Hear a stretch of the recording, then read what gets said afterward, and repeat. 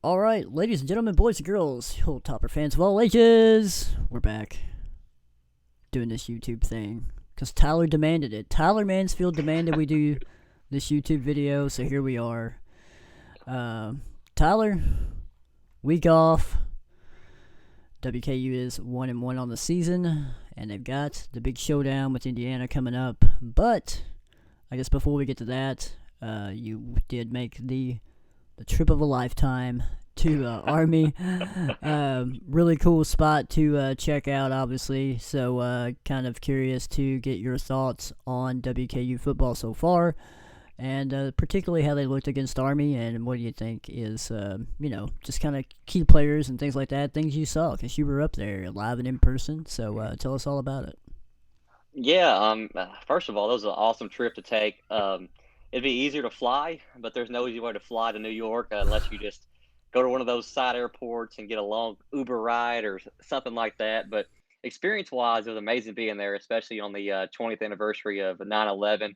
An awesome campus. I got to take a tour with some Western people up there. Kind of had it worked out pretty well. That was awesome. Saw some cool stuff. Met some cool people. Their game day experience was unmatched. Press box was great. They fed us some good sandwiches.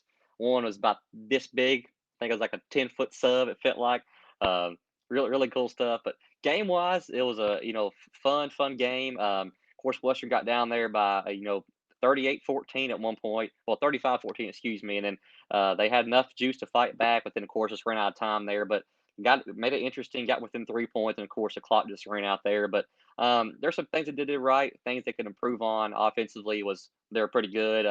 I know Zappy threw an early interception to open the game with, and that's something they don't want to do anymore. But chunk plays are something they're going to try to do, so balls can be picked off. Defensively, it's just hard to stop Army. For first and foremost, they're really good. They run the ball every single play, just about. They had a good game plan, good game overall. Of course, Hilltoppers fall short there, but I think overall from the season starting, I know UT and Barton FCS, so that was a good test there to get going, see what Western has. Of course, got the big win. They step up competition week two, play Army. Got to play a more experienced veteran program there. Of course, disciplined team who runs the ball every down, hard to stop. Time possession's tough to contain there. Then of course they get a bye week early in the year. I think that's good for them because now you have Indiana. Of course, we'll talk about this podcast come to town this weekend for a big marquee home game. Only the third Power Five team to come to the Houch in the season, the history of the program. So that's a big storyline. But I think my overall thoughts are there's a lot of talent there for the team. Offensively, they're really good. Defensively, they're still trying to find their strides, but I think it's what we kind of predicted. 1-1 start to the season, and of course, then you still have Indiana and Michigan State, a pair of Big Ten teams to play before conference play opens up. So I think if you're grading them, maybe a B plus right now this time of the season, but we'll see what they're made of this weekend. Yeah, you bring up a good point. Hard to stop Army on defense, doing what they do, but the offense has gotten a lot of recognition. I know Bailey Zappi's got a lot of recognition so far, just with the numbers he's put up. So it's pretty clear that the offensive changes to the staff and the transfers and everything like that, it's paying off for Western so far. But you're in a situation now where you lose a close game to Army. You've got Indiana. Hey, look, man, probably gonna lose that one too. Who knows? I mean, I think they can play with Indiana. I think they can beat Indiana, but I mean, you're probably gonna chalk that up. Maybe a loss. You play Michigan State, who looks phenomenal. They don't look like Michigan State of last year. So you've No, got an opportunity here. You might be a good team, but you might be 1-3 going into conference play. So yeah, you're right there. I think Indiana. I think early in the year coming into it, I did my little story, ranking the schedule, who I thought would be the toughest non-conference opponents. And I had IU number one, and I was like, they brought in a lot of talent back, the quarterbacks back with Penix Jr., and they're receiving votes and ranked preseason 17th. Of course, they don't get off to the best start. They get waxed at Iowa, only score 6 points there. They beat Idaho. I mean, it's Idaho. And now you play Cincinnati, which we'll talk about. They got beat, this past weekend, but put up a fight there. Just they haven't been the IU that we expect them to be, but they're still a Big Ten team and very good. But I think now, this is not a Michigan State podcast by any means, but I think Michigan State's that biggest non-conference opponent now because now they're 3-0, they're ranked 20th. They should be 4-0, playing Western next weekend. So that's going to be a big game. But IU wise, it's only a 9.5 point line right now. Last time I checked, which is reasonable there. Obviously, I think points will be scored, but I think like at the end of the day, IU picks up a win because like Hilton said today to us at media day, not media day, but press conference, for his weekly previewing the game was they're a mad football team, and for obvious reasons, they haven't been the best yet. So we'll see what how this weekend plays out. But like you said, I think it'll be a loss. Might be a close one, more than people expect, but nonetheless, it'll be a good environment and a good matchup. Yeah, this kind of has a recipe. The Indiana game coming up that I think it's a game where Western will probably stick with them. Will probably score, kind of go toe to toe. But I think at the end of the day, Indiana's going to have too many athletes, too many good athletes, too much depth, and I think that'll kind of win out in the end. But I mean, not that I'm throwing out predictions really early here, but I guess I am. But going back to my kind of diatribe there that they might be 1-3 heading into Conference USA play. Look, maybe there's some people that hit the panic button, but hey, if you're putting up points, and look, man, you gotta play Big East or Big Ten teams. If you got a chance to play them, you got a profile game against Indiana. They're coming here. You go up to Michigan State. You got to get paid, right? A team like Western Kentucky, they got to get paid. They got to have those payday games. Yep. So, I think Western might be a really good 1-3, very good 1-3 team going into conference play. So, just kind of considering how these next two games go, it's like we said earlier. The Army game was going to be a toss-up, and obviously that they came up short there. But if you play well and you compete against teams like Indiana and Michigan State, specifically Michigan State, because it seems like they have leapfrogged Indiana as to being the best team on the schedule so far this year. But if you play well with those teams and you play, if you keep it tight for 3.5 quarters or something like that, or 3 quarters, look, you might be 1-3 going into Conference USA, but that's a pretty good record. Yeah, it is. I mean, not a good record, but you can be a really good 1-3 team going into Conference USA. And really, when it comes down to it, at the end of the day, you want to go to the Conference USA championship game, and I think Western will still have a chance to do that, even though they'll be possibly 1-3 when they get to Conference USA play. Yeah, I mean, we all knew it'd be a tough non-conference slate. I mean, you have 2 Big Ten teams. You have a great, Army squad. I mean, it's going to be tough. And if you go 1-3, go 1-3. But you're playing quality opponents, tough opponents to get you ready for conference play. And conference openers October 9th against UTSA, and that they look really, really good. I knew they'd be a great team. Of course, in the West Division, it'll be UAB and them fighting for that side of the title. But it's going to be a tough game too. But I think just finish up with IU, Michigan State. Whether you win or lose both of them, I think it's good test for them. Play some real high caliber players and opponents, and then go play UTSA. So no matter what the conference game is, you're ready for it because you played some good Power 5 programs. So, right. Like I said, this weekend will tell a lot because it'll see how you match up with a bigger opponent. Like, not saying Army was soft or anything, but they're a tough team too. But no. Big Ten's different. It's Power 5. So, like I said, it's just one of those games where can they score? Can they play defense and limit them? And just how things will work out, we'll find out Saturday. I think defense going forward is probably going to be the biggest issue, just because of what they weren't able to stop Army. Maybe against UT Martin, I don't know. Did they struggle a little bit against UT Martin, in your opinion, Tyler? Yeah, defense. They haven't been the best defensively the first 2 games. No, not UT Martin either. They allowed that first score there, and I mean they won 30. They won by 3-4 scores, but still I think they scored 21 points. Mm-hmm. So I mean that's not good for an FCS team to come there and put up 4 touchdowns. That's 3 touchdowns. That's not very good. So yeah, not been the best yet. There's a lot of playmakers back. Some 6-year guys even. They brought some more talent in. So there's tons of talent there. I think it's just getting acclimated to Maurice Crum's a great DC because he coached under Clayton White, but I think it's just the adjustment of getting to him to call plays now instead of Coach White, who's now at South Carolina's. Maybe an adjustment. Maybe they're not gelling yet, but I think it'll come together. A conference play. It's tough for them to stop.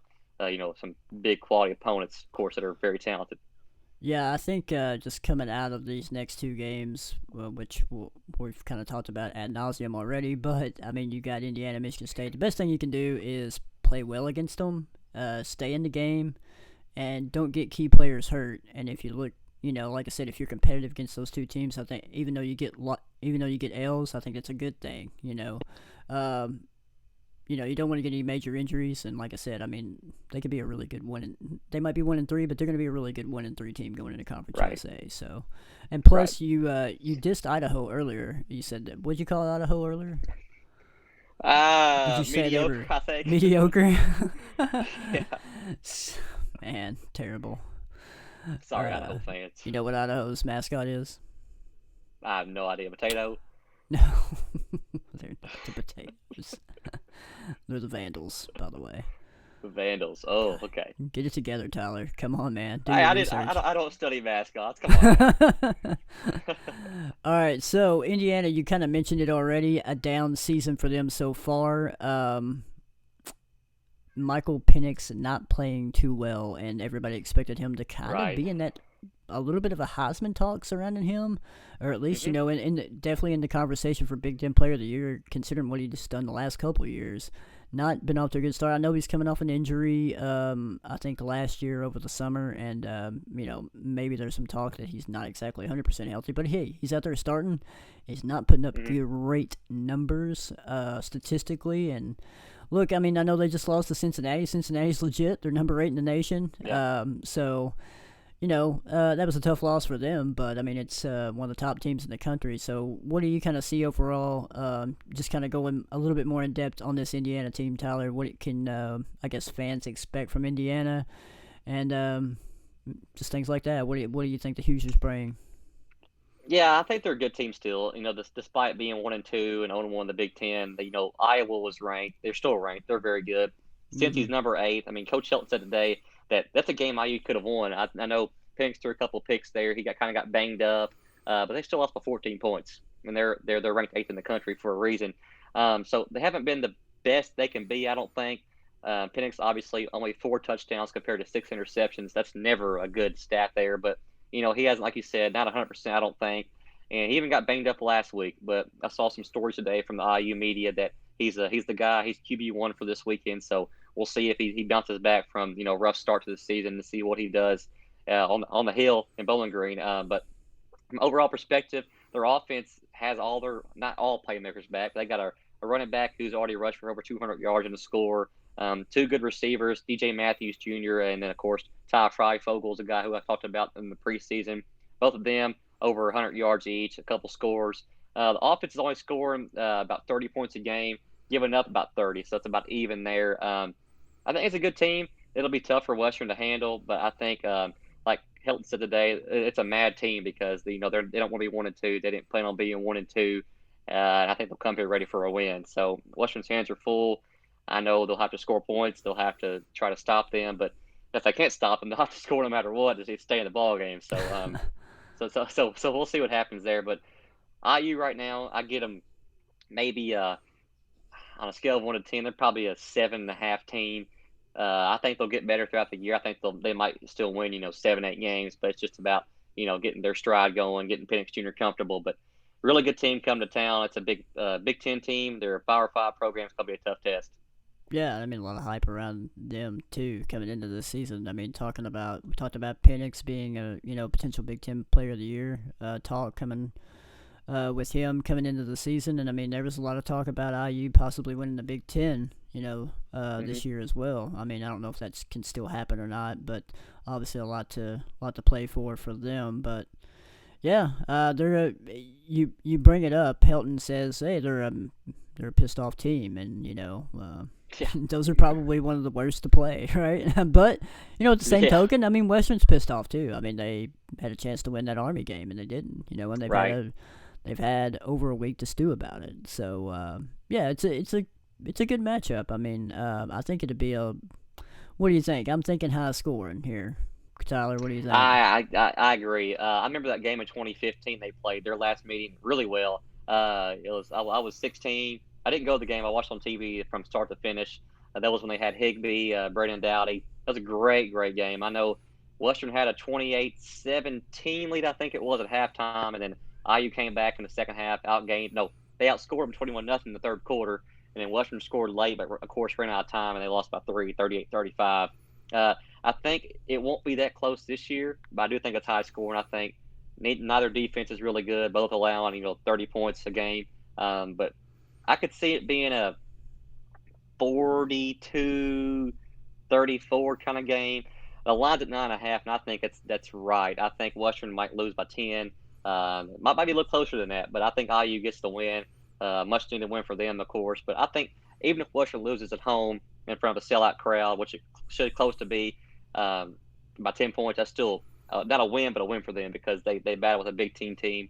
That's good going to Michigan State on the road. Yeah, good assessment there. Now, I know it's expected to be a packed house. Do you think the berm's going to be still full after halftime, or is all the students going to go home? This, the thing about that is it's a night game, and students want to tailgate all day long. So I'm not sure he makes it to the game by 7 p.m. But we'll see. I think it'll be a great crowd. I know IU fans will show up. Mm. I know it's parents and family weekend, so students will have their parents on campus. They had a ticket special for them. And I checked last Thursday. I called the ticket office and I talked to a rep there. They said there's only 2,000 tickets remaining. I think it's 2,000 uppers and about 500 or so lowers. And that was this last week. That was from the office alone. So I don't know if that includes Ticketmaster or resale, whatnot. But I think they'll announce probably 20,000 or more, and you might see 18, 19 there, which is still really good for a Saturday night late game at Western. So I think it'll be a good environment. It'll be a fun show. It's better than watching UT Martin in front of 16,000.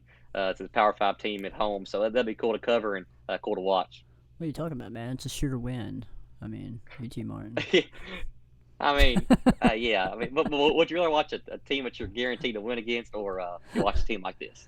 Well, yeah, it definitely is more exciting. A lot of, and look, I mean, this is a game. Look, if Indiana, turns the ball over a lot like they did against Cincinnati, we'll see what Western's made of, and they definitely would have a chance to win it. I mean, I think they have to play a clean game. They have to play a near perfect game, and they have to create some turnovers and capitalize off those turnovers too. I think that's going to be the recipe to even for Western to win and have a chance to win. But I agree with you. I mean, my score prediction, I guess, would be I'm going to kind of go in your direction and go like 43-30 Indiana gets the win. But, yeah, that's just me. I mean, I think, Indiana's just deeper, more talented. They have a lot more depth. I think that'll show up in the second half. But, hey, look, it's Western's job to prove us wrong. So that's right. That's what they hope to do.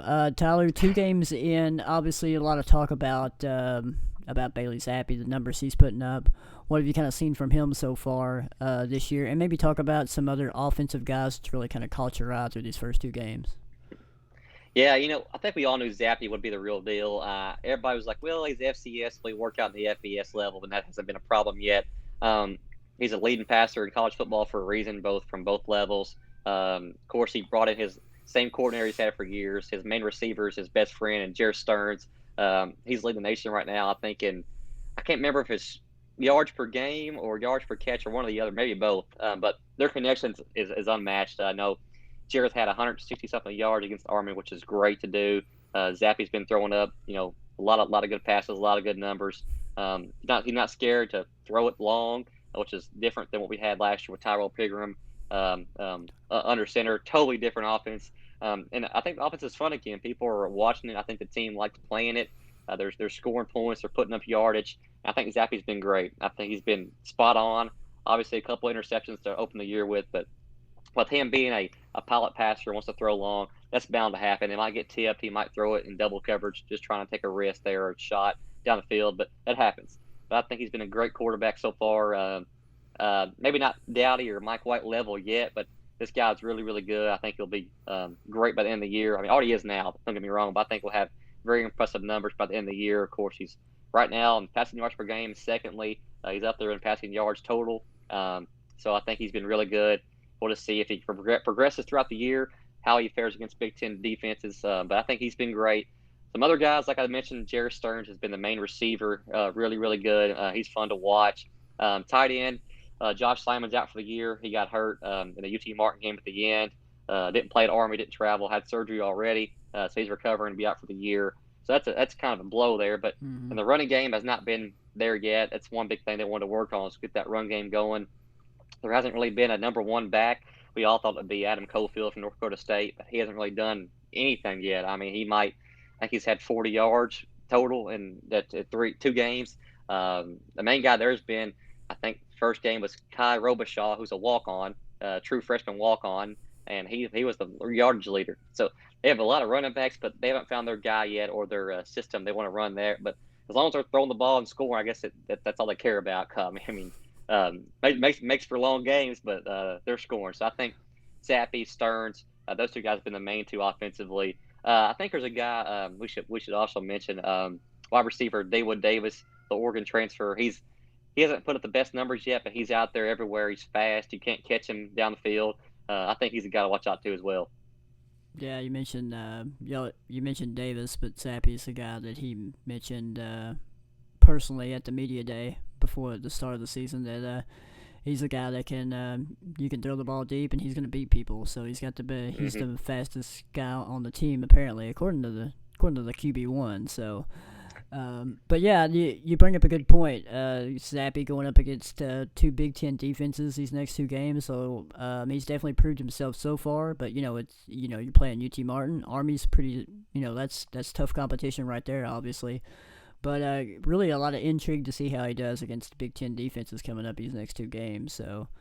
We talked about offense, Tyler. Defensively, we kind of talked about maybe a little bit of struggles, especially against Army. But hey, look, triple option offense is tough to defend at times. Western's had success against that in the past, but maybe a little bit of struggles against UT Martin that first game. But defensively, what have you kind of seen from Western, and who's kind of sticking out? And you mentioned obviously a big injury with Josh Simon on offense. Any injuries to report on defense on the defensive side for Western going forward, and who's kind of sticking out to you so far through two games? Yeah, like I said, defensively, it's a work in progress. It's not the same as it has been the last couple of years with Clayton White running the show, but I mean that's bound to happen when there's coaching changes and staff changes and new players come in from the portal. Michael Pitts is a guy who transferred in. Has been really good this year. Obviously, they brought back D'Angelo Malone, an NFL guy who's been scouted, pretty aggressively. He's been doing his thing. Juwan Jones, defensive end's been really good. Those three have been kind of leading the show. There's been some other guys step up. Will Ignott, Tennessee, the transfer, who's actually playing this year, has been in the mix a lot. Jaden Hunter, who played at Georgia back in the day, didn't do much last year. Now he's in the mix. So those two guys, Will and Jaden, have kind of stepped into their roles this year from being Power 5 guys recruited out of high school and now playing at Western, actually getting their time to play. Those main four have been kind of leading the defensive approach there. No injuries that I know of. I can really think of right now that I remember anybody talking about or seeing defensively, but they're allowing too many points. Like I said, Army's tough, but UT Martin, they shouldn't give up 21. But we'll see how they fare against Penix Jr. and IU's offense. Can they stop their receivers, their big running back? Can they stop Penix himself? So I think this is a big test for them, and we'll see more of what they're made for defensively after this game. All right, sounds good, Tyler. Anything else to add before we hop off here? I guess content-wise this week, notebooks up from today's press conference with video. We'll have practice interviews all week long, leading up to Saturday. I know Hannah Lee will have her analyzing the Indiana preview, position by position, will be out later this week. And also, for the first time this year, I've connected with a opposing team's beat writer, Alec Lashley from the Hoosier.com on the Rivals Network. And we're exchanging questions actually today and tomorrow. So I'll have his story up with my questions, his answers Wednesday this week, probably, if not Thursday. But yeah, plenty of stuff this week. I'm glad we could do a podcast to open the week up with the cool graphics Sean Williams has going. Of course, the fire emojis and the sunglasses and football. But yeah, I'm glad we're home this week. I'm glad we can stay. I don't have to travel anywhere. So looking forward to that. Sometimes I drag the coolness out of the bag just out of nowhere, man. Just throw up some emojis on this screen, make it look all cool and everything. Oh, yeah. We just need to get you a better microphone, that's all. But we can hear you. I should order one of those nice ones like you got. Make it look fancy in here. Maybe some overhead lights or something. We'll figure it out. Yeah, it's a ring light. Get you a ring light there, buddy. Yeah, that's what I need. All right, yeah, Tyler, you got it all going on over there after your 5-day rendezvous trip up in New York and on the way back and hitting all the historical spots in between. You went to Cooperstown. I'm a little bit jealous of that. Not necessarily too jealous of the Hershey's Chocolate Factory. Would rather go to Cooperstown, but yeah, good stuff. Is that from the factory? That's from the factory. Oh man, all right. I had to get myself a ride back. I will ask. I mean, hey, look, we'll just shoot the crap here. Here at the last bit. You mentioned you stopped a lot of places, Cooperstown, the Hershey Chocolate Factory. Just talk about your road trip. Some things that you liked that you saw. I mean, I think you've seen about every historic marker on the Ralph Dillahay travel tour. So, Yeah, what kind of yeah, stood out to you overall? yeah. Ralph Dillahay, good buddy of mine, big Western fan, retired State Farm guy. I met him. Muhlenberg Well, I County sat native. courtside at a game when I was 16. I took a picture of me, and then he sent it to me, and from there we became, good buddies. Yeah, like you said, he's from your neck of the woods, That's right. Central City, and that Uh, area. yeah, I think he's actually from Drakesboro, but Drakesboro. Yeah, yeah, that's right. That's yeah. right. But yeah, literally he's got this app. I think it's Roadside America. He paid for, and but before we go on trips, he sits down and plans out every unique stop that we don't know anything about, and he just says like, "Where are we going now?" He'll say, "Tyler, punch in this address." I'm like, "Where is it?" He said, "You'll see when we get there." And we'll pull in this random place in this random town and see this stuff you wouldn't even think about. Like I saw a Syracuse, New York. We saw the first ever 24-second shot clock where it was invented. It's sitting Nice. outside like as a statue by this little coffee shop in downtown Syracuse. Also in Syracuse, there's a stoplight that has the gray light on the top and red on the bottom. He said, we pull up to it. He said, "Here it is, folks." And me and another guy, Larry, were like, "What?" He said, "Look up at the stoplight." I'm like, "What about?" He said, "What about the lights?" I'm like, "Oh yeah, green's on top, red's on the bottom." So that was neat. We saw a two-headed calf. Two-headed calf was born, died at birth, and they stuffed it and put it into this random Ohio museum. I don't even know. I was like, "What are you talking about, two-headed calf?" All But right. yeah, Hershey's Chocolate World, Cooperstown was an amazing experience. That's a place I want to go back to because you can't see 3 floors of everything in 3 hours. It's not a full day; it's a week-long tour. I mean, there's so Right. much to see and there's so much history. So I'll definitely go back one day because that town alone, there's stuff to see down the strip and restaurants to eat at. It's a real cool place. So that was a lot of fun, but a great trip. Of course, Army itself was awesome, and I also got to stop by and see the Flight 93 Memorial in Pennsylvania, where 9/11, that third plane went down. So that was a humbling experience to be there and see where all that happened, so many years ago now. And it's a good trip. Saw a lot of cool stuff. Made some good memories. And of course, had a fun game to cover. And this week we're in the neck of the woods in Bowling Green. I'm staying in my roots and going to the house instead of traveling. I figured in Syracuse, New York, they would have a statue of the Grinch. It would just be Jim Beheim. I don't say. I saw the Carrier Dome. I didn't see him anywhere. Oh, cool. Well, that's cool, man. The Carrier Dome's historic, Yeah, so. it is. Yeah, I Cool got a place. cat. I got a cat yelling at me right here, so it's pretty It's time funny. for dinner. I don't know if it's picking up on the microphone, but yeah, I hear awesome it a little stuff, man. bit. Yeah, yeah, great stuff. Interviews to come. Hannah, you said analyzing the Indiana. It's analyzing the enemy slash colon Indiana Hoosiers. Oh yeah. Official title. My bad. Official title, yeah. And obviously, awesome that you hooked up with Alec over at thehoosier.com. They do a lot of great Mhm. stuff over there, and so I'm really good stuff to get a lot more knowledge of the Hoosiers coming into this week's game from those guys and yourself, because you're going to be asking the questions. So check That's Tyler right. out over at InsideHilltoppersports.com. He's got all of the action going on in this big game coming up against Indiana. Unfortunately, they're not ranked. We thought they would be, but hey, it happens, right? Still a big game It regardless. happens. Still a big game regardless. And hey, look, if things go, if Western Kentucky plays a perfect game, takes advantage of some turnovers, possibly a win. We'll find out. That's right. All That's right. right. Keep it light to Tyler. Tyler, give out your Twitter handle for people to follow you. Twitter at T Mansfield Media. T Mansfield Media is where place to go for all your news, all your updates, your stories, all that kind of stuff. And also our Rivals page at WKU_Rivals. Also on Facebook at Inside Hilltopper Sports. Follow us there. Bookmark our link at IHS, InsideHilltoppersports.com on the Rivals Network, and plenty of stuff to come throughout the week. All right, Tyler's spoken like a true marketing veteran. All right, with that being said, Sean Williams, Tyler Mansfield, Inside Hilltopper Sports Podcast, YouTube, movie channel, video episode, preview in Indiana coming up. Keep it locked to Tyler Mansfield at T Mansfield Media, right? Got it. All right. Keep it locked to Team You at got it. T Mansfield Media on Twitter for all the updates throughout the week, from interviews to Q&As. Hannah will have Analyzing the Enemy, and then Tyler will be at the game on Saturday. So updates, coverage to come. InsideHilltopperSports.com. See you guys later. Bye.